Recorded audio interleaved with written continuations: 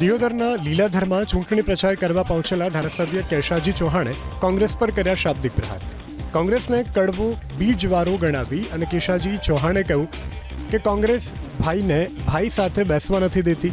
વાનર અને મગરની વાર્તા કરી કેશાજી ચૌહાણે કોંગ્રેસની મગર સાથે સરખામણી કરી. સાથે જ મતદારોને અપીલ કરી કે કોંગ્રેસ તમારા કાળજા ખાવાનો પેંતરો રચ્યો છે, જેમાં તમે છેતરાતા નહીં. કોંગ્રેસ છે ને કડવો બીજવારો છે, એટલે બે ભાઈઓ મોસે ના બે એવો પેતરો કર્યો હશે છે.